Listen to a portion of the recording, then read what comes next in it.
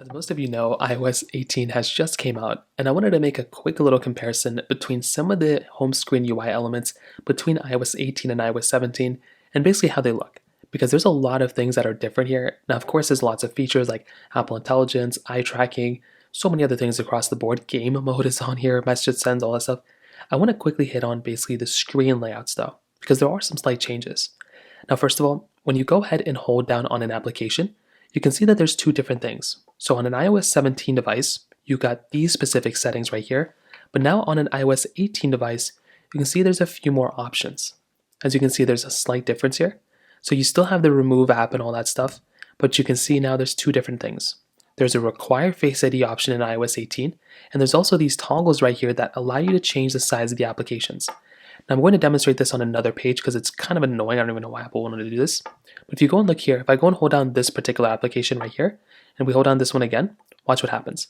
When I click on require Face ID, I can now lock applications on our particular iPhone, which I think is massive. This is a really cool thing. On top of that, if you want to, you can go ahead and essentially make an application bigger. Now, I don't know why you'd want to do this, but you can make applications bigger that look almost like widgets. I think it's a cool thing, but again, I don't know why you'd want to do this. You can also make it even bigger than this, and you can make it smaller. I don't know how many people are going to do that, but you do have that type of option. So that from the home screen, you can also change your app color and everything like that and tints. So that's a really cool thing here too. Now, funny enough, when you hold down on a particular application and you move it around on both, you can see in the top left, we used to have a plus button. Now we have a edit button. This is a difference because Apple wants to make sure you can edit up things. If you click on the plus button, that used to only add widgets. If you click on the edit button on iOS 18, you can see we have two different options. We have the ability of going through and basically adding a widget or customizing our home screen, which allows us to tint the colors and everything like that. So just a slight difference there as well. Now going down from the top right corner, you can basically see that the control centers are very, very different. So on the left, we have an iOS 17 control center. On the right, we have an iOS 18 control center. These were some really big changes that Apple kind of threw in here as well. So you can see the brightness toggles are a little bit different. You can increase or decrease the brightness depending on what you want to do. But you can see that these toggles are all over the place.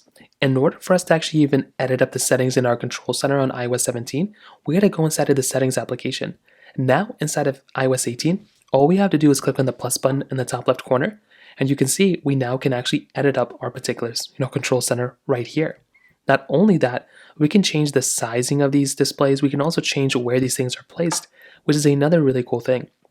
I'd probably recommend people to kind of be careful here, not to go super crazy, but I do think it's a super cool thing. But on top of that, you also have pages within the control center. Before, when you swiped up, you basically just came into this elongated page, and then you can swipe up from the bottom. Now within iOS 18, we have the ability of adding pages. Personally, for me, I'm not going to have any pages on my iOS 17 home screen, or iOS 18 home screen, but it's still a nice thing that they kind of threw in here, and there's lots and lots of toggles that you can basically add. So before on iOS 17, like I stated, you had to go into settings, go to control center, then you had these options here. Now they're here placed in iOS 18, and I do think that's a really, really nice thing going on for this particular iPhone as well. The home screen also got a little bit of an improvement as well. So they look the same, so there's not anything super crazy between them as you can see. They look practically the same exact thing, kind of. Now you can customize them and change them whichever way you want to. But you do still have the option of going through and holding down if you want to, like swiping or holding down on these two lock screens like this, clicking on the customize buttons right here, and you can go ahead and tap on your home screen, and you can see you have the option of actually editing up these toggles at the bottom. So now what you can do is you can tap onto a particular option here. You can go and tap on it, and you can actually close and delete and actually replace these lock screen toggles at the bottom. Before on iOS 17, we did not have that ability of doing that. Now on iOS 18, we have that type of capability too, which is very, very cool. So those were the main things I kind of wanted to hit on when it came down to the UI elements between both. Again, you have a lot of capability between both, and iOS 17 is still very good. But from the UI elements themselves, there were lots of improvements here, which I'm really happy that Apple made these types of changes. So I'd love to hear your thoughts about these particular changes in the comment section below. Hit the like button, that would mean so much, but definitely hit that subscribe button.